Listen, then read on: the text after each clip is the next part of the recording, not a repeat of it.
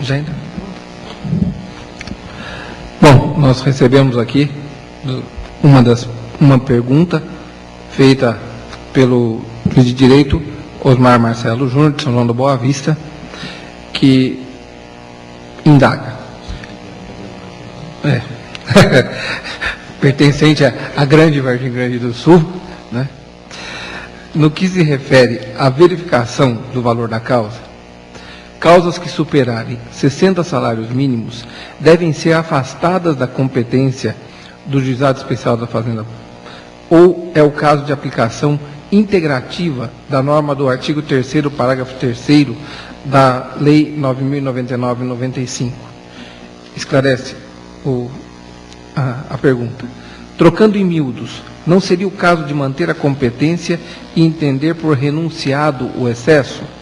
É o fato de a lei estabelecer a competência como absoluta que afastaria tal interpretação?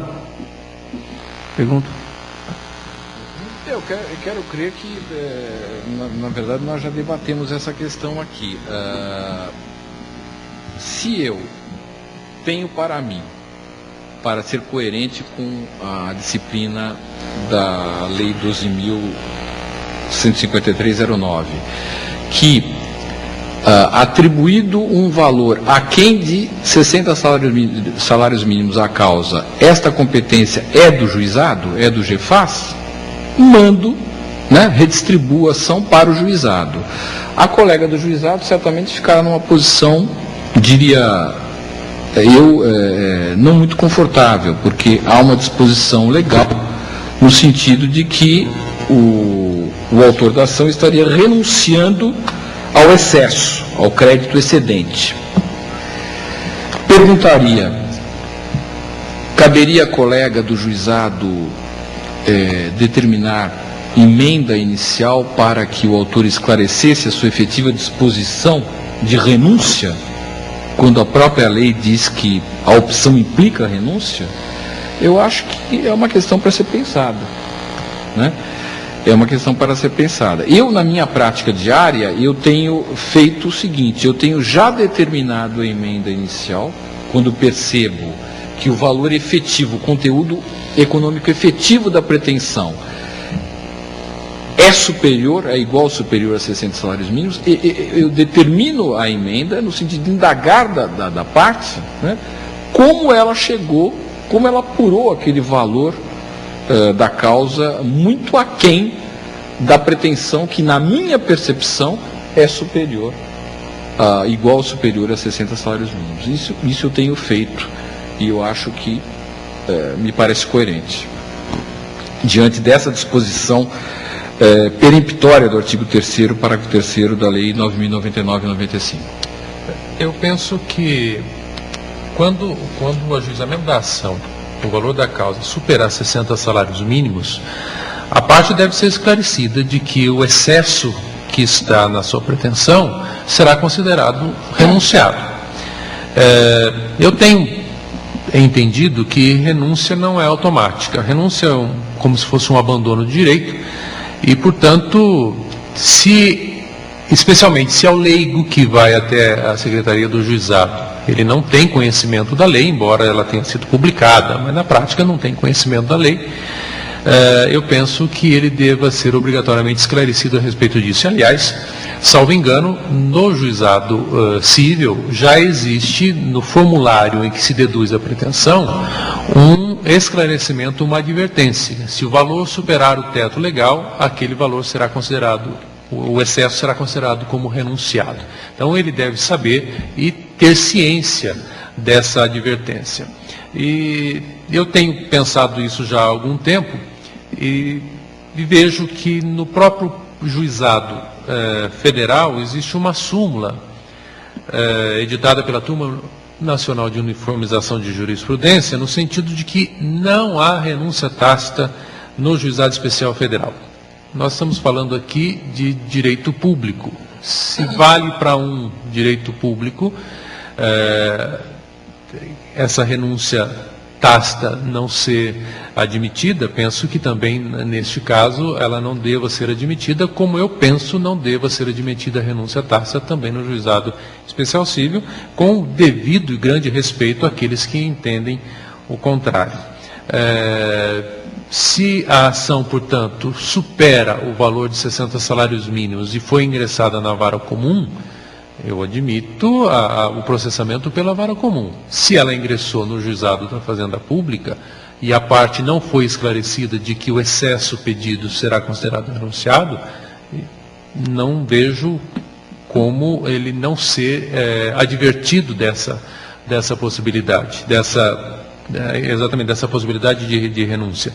E se ele não concordar, deve ser encaminhado pela Justiça Comum, no meu ponto de vista. Mas você não pensa que seria mais interessante que o próprio juiz, para trabalhar dentro da nossa experiência, que o próprio juiz da vara da Fazenda Pública deva suscitar essa questão, ou seja, determinar que a parte emende a inicial, para evitar que isso vá até o juizado para depois voltar? Nesse ponto de vista, eu estou em pleno acordo e tenho feito isso. Também tenho feito assim, porque quando eu percebo que a pretensão efetiva da parte está adequada ao juizado da Fazenda Pública, eu dou um despacho, dando a possibilidade de emenda, a fim de que ele traga o valor aproximadamente adequado àquela pretensão. Mas, se ele insistir que o valor da causa é realmente aquele, eu vejo que não tenho como fazer, a não ser encaminhar para o juizado, para a própria vara.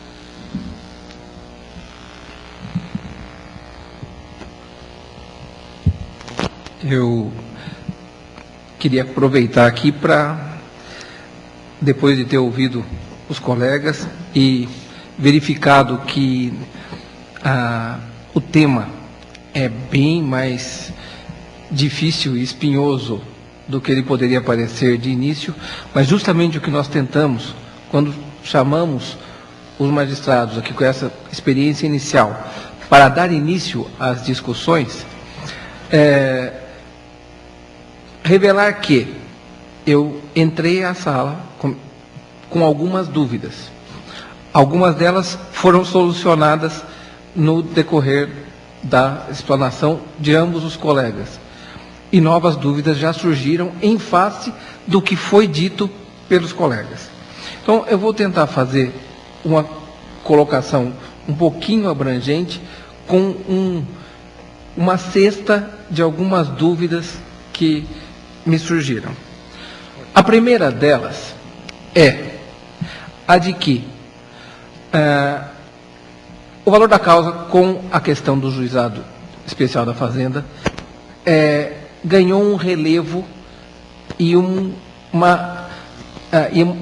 tornou necessário que se tivesse uma atenção com relação ao valor da causa e mesmo às iniciais, maior do que aquela que já existia antes disso.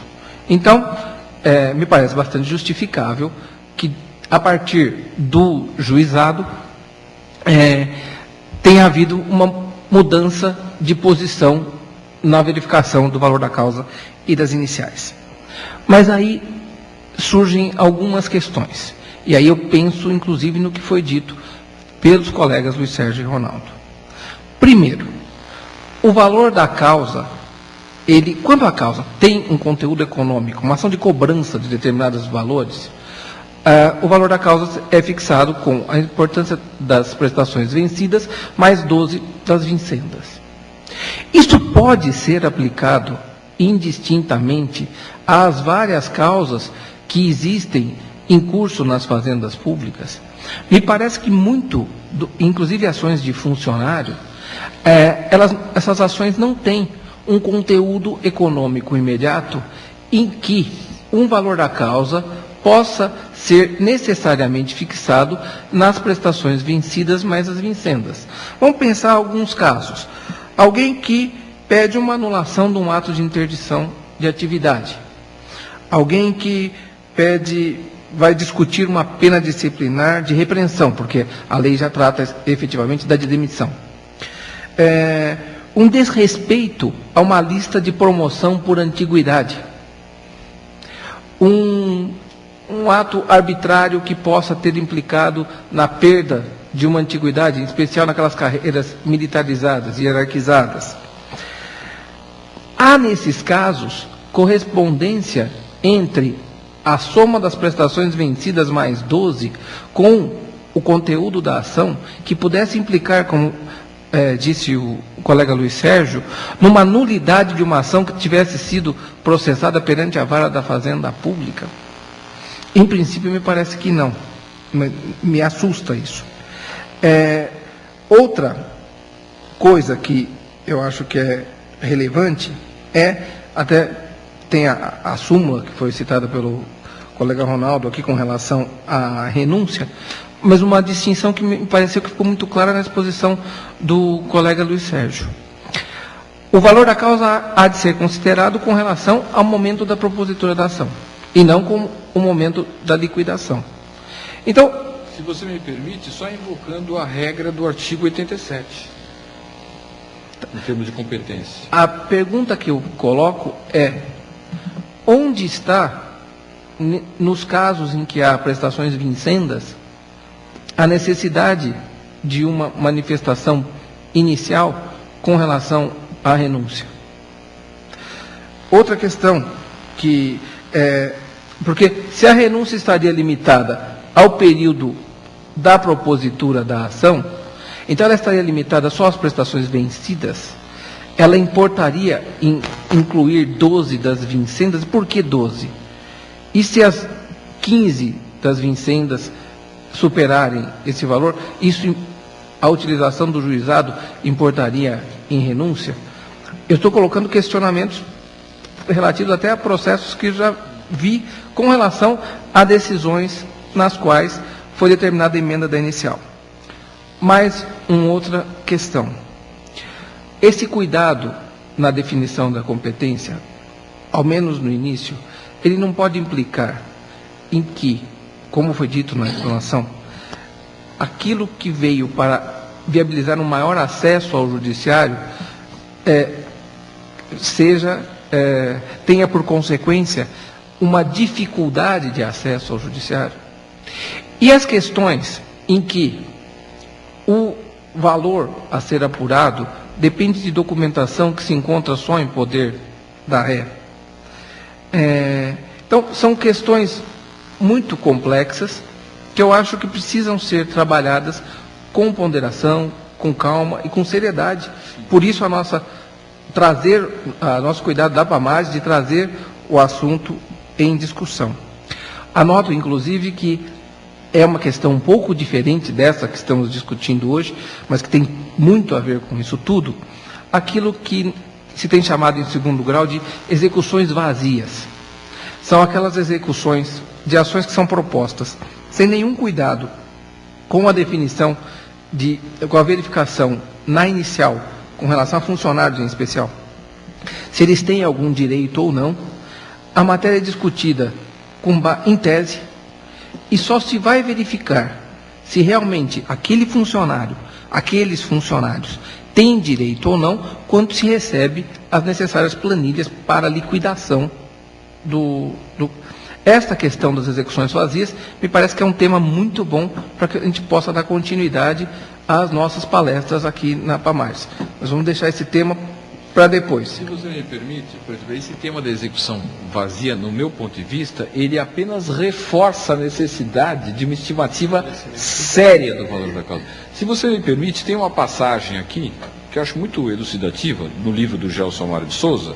Ele diz o seguinte, olha: quando a lei deixa a critério do autor a estimativa do valor da causa, não quer dizer que o está autorizando a dar o valor que bem entender, mas dando-lhe oportunidade para que busque com seus próprios meios uma estimativa condizente com a realidade econômica em relação ao pedido que fez. Em caso contrário, estar-se-ia liberando em demasia o autor em prejuízo da ordem pública, tendo em vista que todo o processo é de ordem pública. No caso de a estimativa ser visivelmente acima ou abaixo da realidade, tanto poderá o réu impugnar como o juiz ex officio, E mais do que isso, deverá corrigi-lo este e apontar de quem será a competência em razão do valor real da causa. Então, me parece que esse momento da definição do valor da causa, do qual nós nos descuidamos por uma questão de rotina de trabalho durante muito tempo, agora ele está no foco da cena. Ele está, na verdade, no centro da cena jurídica, né? E eu acho que é o momento de enfrentá-lo, porque, veja só, na minha maneira de ver, existe aqui até um aspecto de evasão fiscal, como o Ronaldo suscitou, né? Em detrimento da boa prestação jurisdicional. A pergunta que eu acho o que eu acho complicado nessa questão é possível afirmar que toda causa de funcionário tenha por valor as parcelas vencidas mais 12? Toda e qualquer causa? Eu não faria essa... Normalmente, uma causa de funcionário tem um reflexo pecuniário relativo aos vencimentos, com prestações vencidas e vincendas. Então, vamos dizer, uma causa em que um policial pretende discutir a questão de uma promoção de uma graduação para outra. Ele se encontra na posição, uma graduação mais baixa. Então, de soldado para cabo. Perfeito. Essa ação nunca vai atingir um patamar superior a 60 salários mínimos. Mas, no entanto, ela pode, por exemplo, necessitar de uma perícia médica para saber por que ele não foi promovido. Questão, sem dúvida. Essa ação seria processada necessariamente no juizado, e se o fosse na vara da Fazenda Pública, importaria em nulidade dos atos judiciais? Mas veja só, Luiz Paulo, aí já não se trata mais de uma questão relativa ao valor da causa. Aí nós temos uma perícia de um certo refinamento, uma perícia médica. Mas a lei não faz ressalva. Não, a lei diz relatório técnico. A lei não fala em perícia. Então, como a lei não trata da perícia, já de chofre eu identificaria a competência do juizado da vara da Fazenda Pública. Quer dizer, a questão do valor da causa nem se colocaria. Agora, respondendo à sua outra indagação, vamos supor, por exemplo, o soldado que pretende a sua progressão a cabo, a sua elevação a cabo, propõe a ação hoje, sustentando que ele deveria ter sido promovido a cabo há 2 anos atrás. A lei fixa o paradigma, o artigo 2º, parágrafo 2º, quer dizer, as 12 prestações vincendas e os 2 anos retroativos. São informações públicas, né? Me parece que... Do valor da classificação de cabo soldado. Me parece que... E eu acho que com isso nós evitaríamos também as execuções vazias. Só pedindo licença aos colegas, essa questão também da valoração da causa quando não tem um valor econômico imediato, que é exatamente o caso da diferença de promoção. Quando se percebe que, parece que quando se tem condição de perceber que aquela pretensão, embora não tenha valor econômico imediato, possa ensejar uma valoração financeira que não atinja, em momento algum do processo, o patamar de 60 salários mínimos, e aí se há uma diferença de 100, 200, 300 reais de uma categoria funcional para outra, penso que o juiz pode, de ofício, estabelecer o valor, porque ele percebe que aquilo foi dado um valor excessivamente alto, exatamente para fugir da competência de uma unidade judiciária. E, com certeza, neste caso, o autor não está recolhendo custas. Ele está pedindo assistência judiciária. Então, é muito simples, é uma forma simplista até, a todo autor dizer que não tem condição alguma de recolher as custas do processo e, portanto, por conta disso, ele estabelece um valor excessivamente alto. Eu penso que aí o direito que o processo, a processualística lhe dá, não vai até o ponto. Eu penso que deve ser uma ponderação, como o Luiz Sérgio leu agora há pouco na monografia de Gelson Amaro de Souza. Se o valor é excessivamente alto ou se o valor é infinitamente baixo, pode o juiz atuar de ofício. Não só pode, ele deve atuar de ofício, né? Então eu penso que nesse caso, se há possibilidade do juiz estabelecer o valor de acordo com o parâmetro razoável daquela situação que está sendo discutida, nada impede que ele atue. Do contrário, se ele não consegue ultrapassar essa fase, eu penso que aí deva acatar a estimativa feita pelo autor. Porque, de fato, ele não tem essa liberdade tão grande, ele tem uma liberdade regrada, como o juiz também tem um poder regrado de influir no valor da causa a respeito disso. Penso que, né, nessa situação não vejo tanta dificuldade. Você disse agora há pouco que às vezes a documentação com relação ao valor da causa está em poder do poder público e o autor não tem condição. O artigo 9 da Lei 12.153 determina que na audiência venha o poder público, já da de conciliação, venha o poder público com toda a documentação necessária ao julgamento da causa. E esse julgamento da causa não diz respeito apenas ao vínculo que eventualmente o autor possui com o réu, mas também a questão de valor, né? Se isso é verdadeiro, e se o juiz não tem condição de avaliar isso num primeiro momento, quando da contestação, o poder público tem o direito, me parece, tem até o dever de trazer para efeito de estabelecimento da competência. E se essa competência ultrapassar o patamar de 60 salários mínimos, o juiz, obviamente, encaminhará o processo à vara comum.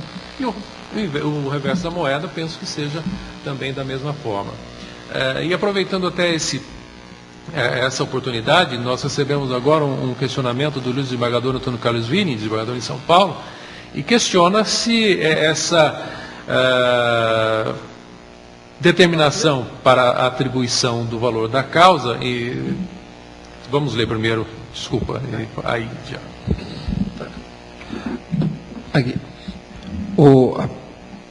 Aqui é a pergunta. A questão relativa ao valor da causa tem preocupado e muito o tribunal. Concordo que se constitui uma prática equivocada no sentido de se admitir qualquer valor que aleatoriamente, de boa ou má fé, se atribua à causa. Todavia, não será muito rigoroso exigir, por exemplo, em casos como recálculo de sexta parte adicionais, que o autor demonstre desde logo a expressão econômica do seu pedido? É a pergunta, a primeira delas. Mas, isso não gera o risco de criarmos, já no início do processo, uma discussão ampliada pela participação do réu depois da citação, nem sempre útil a respeito de tal questão? Ele pede que se discorra um pouco mais a respeito da experiência das varas, né?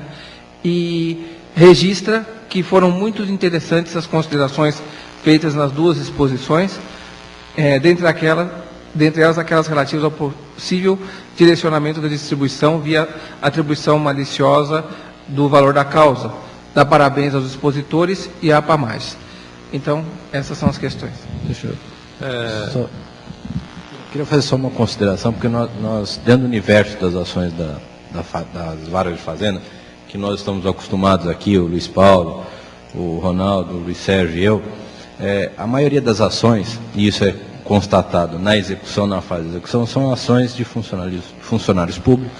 No caso do Estado, chega a 80% das execuções são funcionários públicos.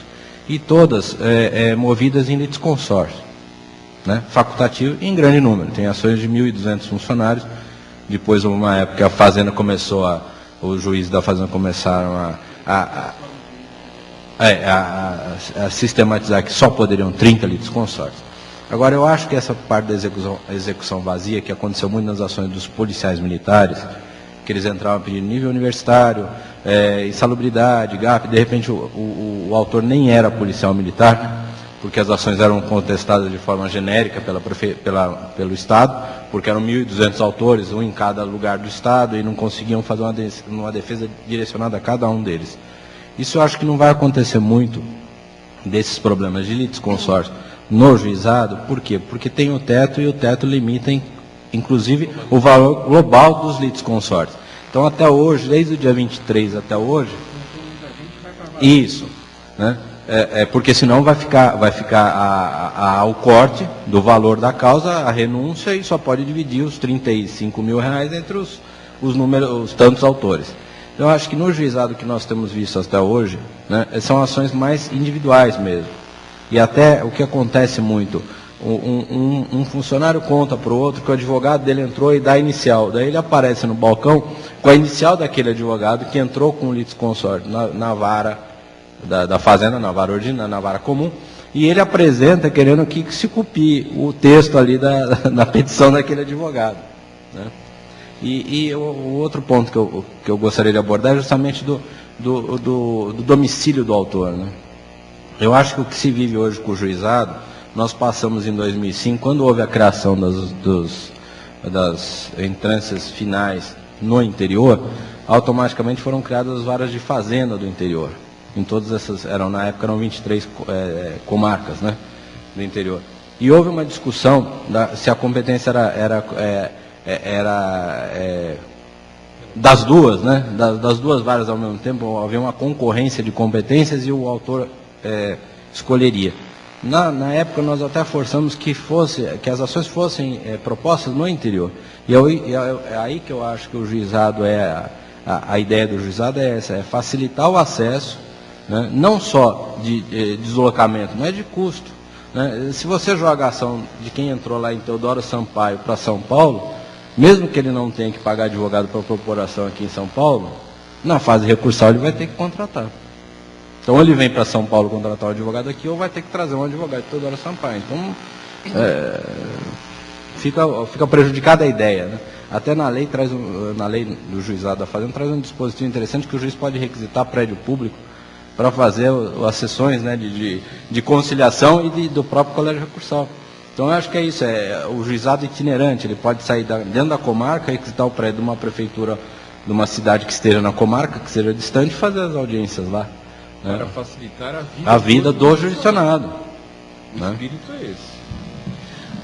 Bom, tomar a liberdade de fazer uma consideração a respeito desse questionamento do desembargador Antônio Carlos Willing. A experiência que eu, pelo menos, tenho tido lá na vara, em casos, inclusive, de recálculo de cessa-parte, adicionais, quando se pede que o autor traga, via de regra, ele tem obedecido, ele tem acatado, melhor dizendo, e tem trazido a memória, ainda que aproximada.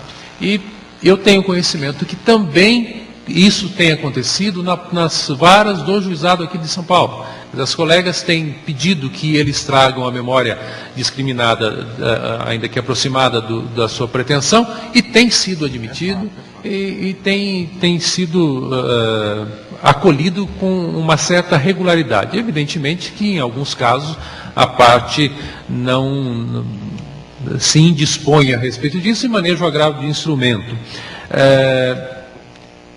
Na verdade, não sei se já se corre esse risco de criar no início do processo uma discussão ampliada a respeito desse assunto, antes mesmo da participação do réu, até porque ele poderia posteriormente ingressar com uma impugnação ao valor da causa, que evidentemente nos casos normais, até antes da instalação do juizado, isso não ocorria.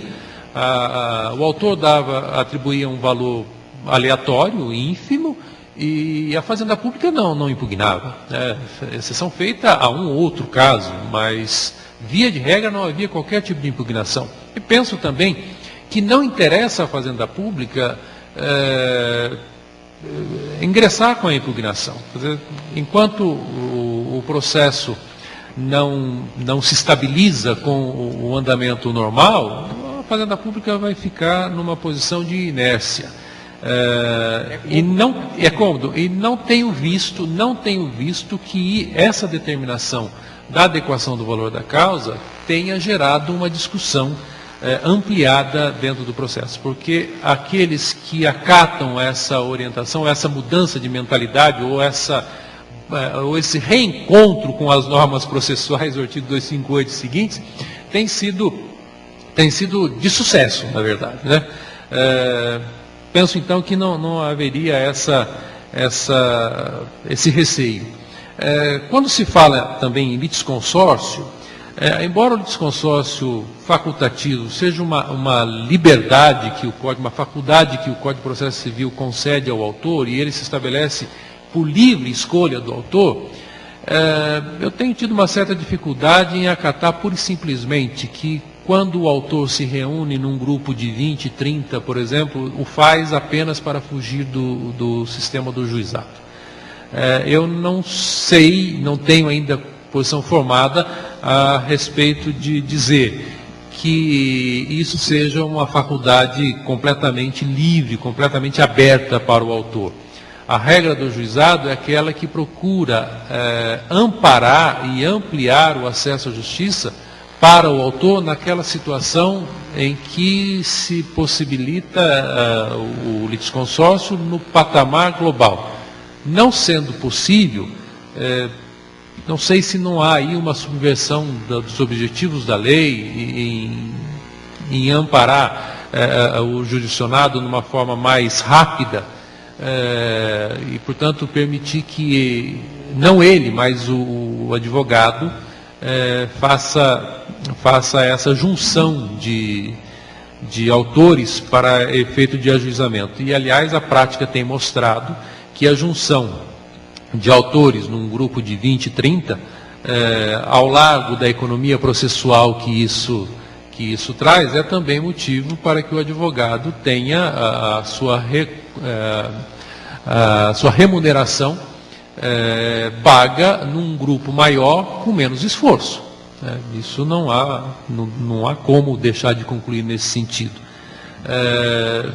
O Fernando estava dizendo também a respeito do domicílio, que é outra situação que deve ser encarada com muito cuidado, porque o que nós temos visto é que as ações sempre eram ajuizadas por conta de alguns escritórios de advocacia. A lei não estabeleceu a possibilidade do advogado escolher o juízo, mas da parte. Obviamente, se ele reside numa localidade distante da capital, evidentemente que ele, particularmente, tendo conhecimento dessa possibilidade, com muito mais tranquilidade, ele poderá deduzir no seu domicílio a sua pretensão, a sua ação, que vai ser atendido talvez com uma rapidez maior até do que o juizado da capital, porque o volume aqui de trabalho dos interesses funcionários municipais, funcionários estaduais e outras demandas que são da competência do juizado, por clara razão, ela demanda um trabalho muito maior para o cartório, para os juízes, e o volume de serviço vai se aumentando cada vez mais. Então, eu penso que é preciso mudar a mentalidade na escolha do juízo, né? Há uma liberdade que está lá no artigo 4º da Lei 9.099, é correto dizer isso, não se desconhece essa possibilidade, mas é preciso que vá sendo modificado também o pleito na medida em que as partes escolham o juízo natural para conhecer da sua demanda, aquele que é melhor para ele, é mais próximo, mais econômico, mais rápido, que é exatamente o juízo de seu domicílio. Ainda na questão do valor da causa, uma questão prática que tem surgido é justamente nas ações de medicamentos. Como se apurar o valor da causa? Então, a posição que tem sido tirada pelo juiz da Fazenda e pelas juízas que estão respondendo pelo juizado é justamente mandar juntar um orçamento dos medicamentos e calcular com base nos 12 meses subsequentes que vão dar o valor vai ser o parâmetro para o valor da causa, né? Isso é uma questão prática que tem sido muito levantada e alguns questionamentos que chegam para a CAJUF. Então, aqui na capital nós temos visto por esse lado. Se é ação de medicamento, levanta o valor dos medicamentos e calcula os 12 meses de fornecimento seguintes, né? Como se fossem alimentos.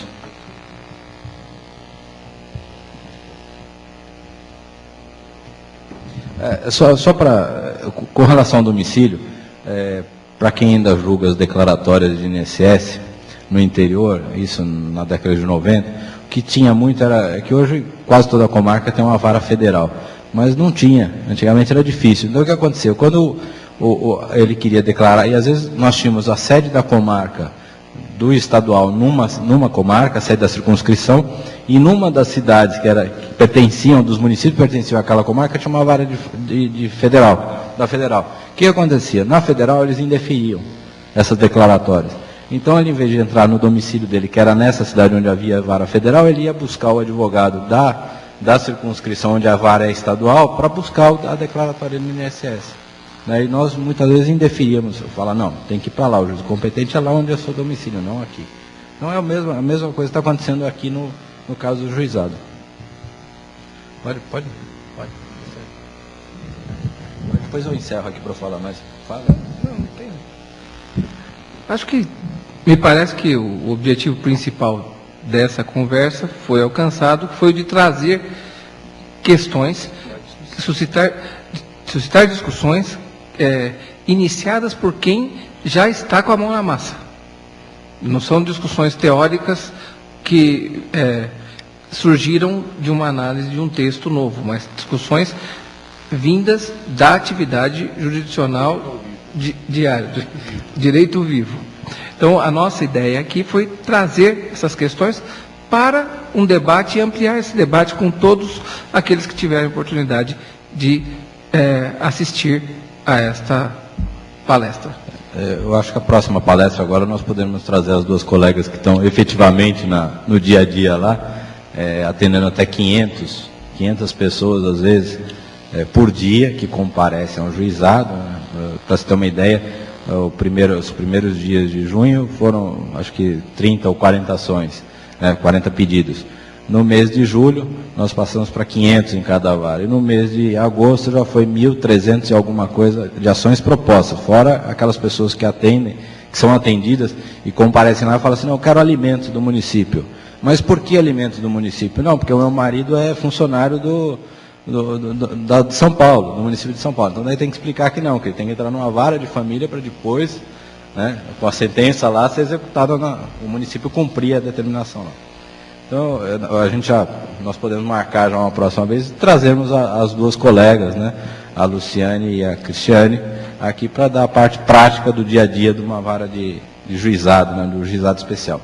Quero agradecer ao Ronaldo, ao Luiz Sérgio, ao Luiz Paulo, em nome da Pamarges, da presidência da Pamarges, por terem se disposto a virem aqui, depois do trabalho, aqui ficar 1h30 e passar um pouco do conhecimento que tem para todos os colegas. E agradecer a presença por videoconferência dos colegas e lembrar que amanhã nós teremos, dia 20 de outubro, a partir das 19h30, também uma palestra sobre a autonomia financeira do Poder Judiciário, com o colega José Maurício Conte, que é juiz das varas de acidente, também lá do prédio do Eli Lopes, e é doutor em Direito Tributário pela USP.